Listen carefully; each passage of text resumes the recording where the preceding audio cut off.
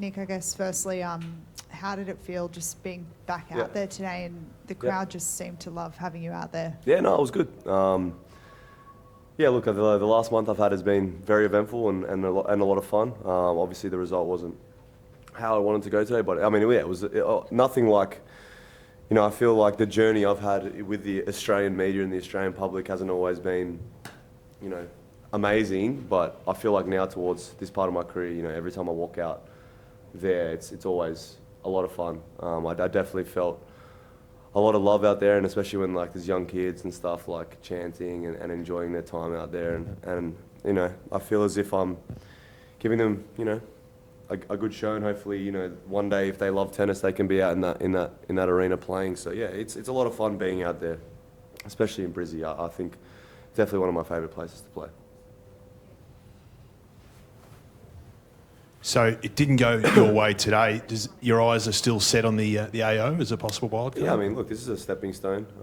You know, I actually just spoke to Medvedev in the locker room, and he's just like, yeah, like, look, it's not gonna, you know, you play one match every now and then. It's not gonna be, you know, the way you want it all the time. So as long as you know, I feel good, and I'm gonna be able to, you know, try and use this as a building block, and that's my goal, obviously, and not just AO, but this year, whatever this year holds, I do want to continue to play as much as I can, and we'll see, yeah. So. All right, sorry, can we just pass around so we get more people? And Yeah, we'll sure. see if we have time.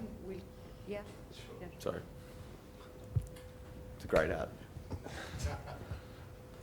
Nick, can you give us an insight into, I guess, the differences between you right now and 2022? Like, as in, when you don't play a lot of tennis, what's happening out there? Like, what is stopping you being at your best, sort of thing? I mean, I had a wrist reconstruction and 2 knee ops. So, I mean, I'm never going to be... I think it's unfair to, you know, I'll use Thanasi as an example, or myself as an example, or Del Potro, or Team, or Nishikori. We look at some of these people that were at the top of the game competing for Grand Slams. And then you have parts of your body that just fail and I guess can't take the load of being at that top level.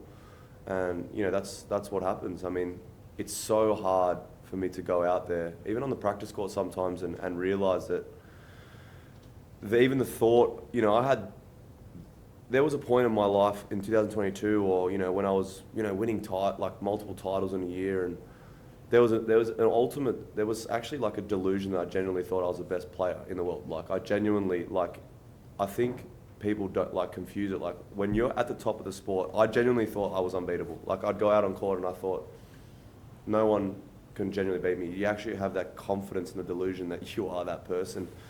And I just don't think that after you have these surgeries, or I guess they kind of pull you down, and it's like you don't have that belief anymore. And it's sad in a way, but like, that's just the reality. Like, you can't, you know, you're in finals of Wimbledon, quarterfinals of US Open, like, I barely lost a match all year.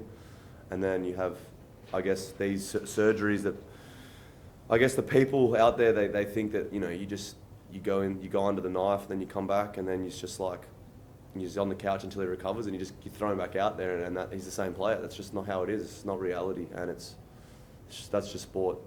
So you can't be too upset. That's why you've got to really be grateful for moments like that doubles match the other night, and the fact that I got through this, and I'm ready to play doubles tomorrow. Like, I'm still extremely happy with myself, and I'm proud of myself. And all credit, by the way. Like, I think it's selfish of me to talk about just myself all the time. Like, credit to my opponent today as well. Like, he played lights out. You can tell that he's new to the tour, and he's really locked in. He's excited, and he's a hell of a player. So. You know, he's going to be one to watch for sure, and he's obviously had a breakthrough year last year, and he's going to continue to have big wins. So yeah, I mean, I just wanted to give some credit to my opponent as well. It's not like, you know, he played like shit or something. So it's a great hat, by the way. Sorry. Nick, you said before the tournament started, you wanted to produce the full Kyrgios experience. Do you feel like you were able to do something like that today? I mean, look, me and Thanasi probably gave the crowd more entertainment that they have had all tournament, probably. So, I mean, I gave them half. I gave them the Special K experience, I guess, on the tennis court. That is.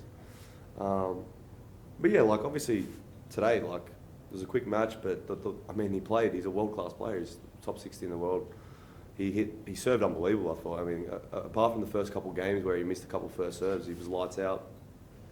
And obviously I just played a loose game in the first set, and obviously when first match of the year for him, and then I make a couple loose errors because I haven't played that much tennis, and then the pressure off his shoulders comes off and he starts freeing up a bit. I mean, that's tennis, you know, like he was, it's not like I got destroyed. But yeah, look, I think tomorrow night, you know, I think every time I play, the crowds are pretty packed. So, you know, I'm doing the best I can out here, and I just want to go out there and try and give them a show. I mean, I'm losing, and I see my little nephew in the crowd, and it's just like I realise that they're like, I just want to try and I'm trying to do the best I can. Like whether or not I'm giving them Grand Slam finals, probably not.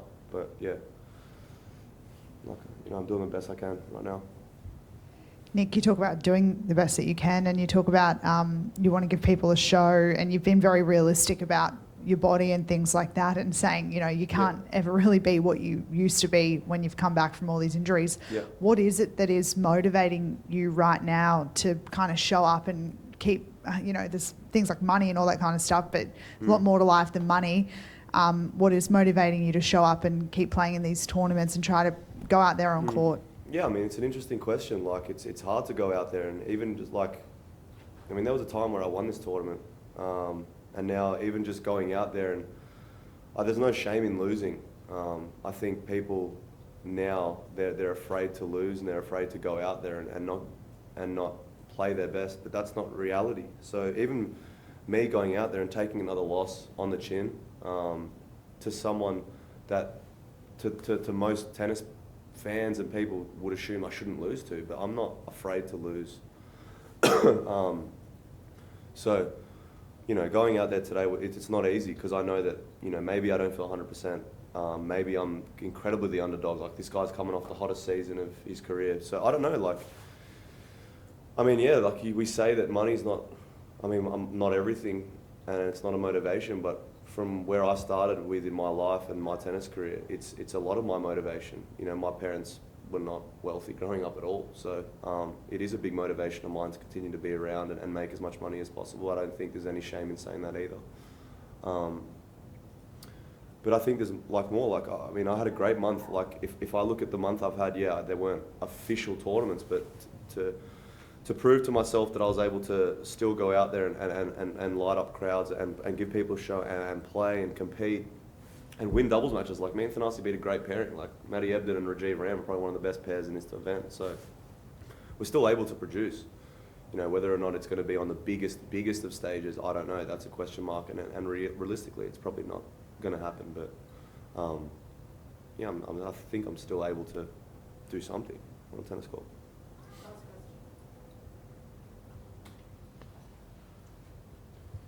Just on your body, we saw you at one point grab at your right arm and then sort of give it a bit of a shake. Yeah. And also you've talked about your knee swelling in recent months, or over last time. How has it pulled up, and where's the arm at? Yeah, no, my body like initially feels like I think people don't understand how physical tennis is, especially now, because it's like, I mean, this is probably one of the faster events, but tennis is so slow. Like now, like the balls are massive, like the rallies are so long. It's hard to get free points.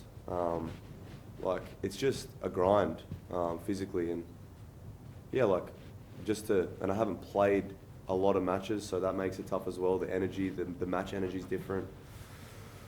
But yeah, man, like it's tough. But yeah, this is a good building block. Like, if I'm be able to go tomorrow and go again tomorrow and then put a little session in before my doubles and then play another doubles match, and who knows, if we win that, there's another match, and if I'm able to just string a couple together, who knows where I could be in 6 to 12 months' time. But again, like, recovery's first. Yeah, that's it. Okay. Yeah, like, just serving again, just sort of getting the reps in, the serving reps. And as I said, this month's been huge. Like, I've gone from Miami, Atlanta, New York, Australia, to India, to Australia, to Dubai, to Australia. Like, I've also, and I know in this part of my career, like, I know why I'm playing those exhibitions, and I know why I'm doing that, because, yeah, like, cash is great, and having exposure at Madison Square Garden is great. Like, I'm doing those things because that's where I want to do my point of my career. Where there, you know, someone like my opponent today, he would have had like a good 2 months in the same place getting ready for this event. So we're at different stages of our career as well. But as of right now, I'm exactly where I actually want to be. You know, obviously the result can't win them all. Like, you know, Novak pulls out of Adelaide because he's not physically where he wants to be. Where right now, like, I'm okay with taking the loss on my chin and moving forward and just building and getting out there and playing more, and can't take these moments for granted.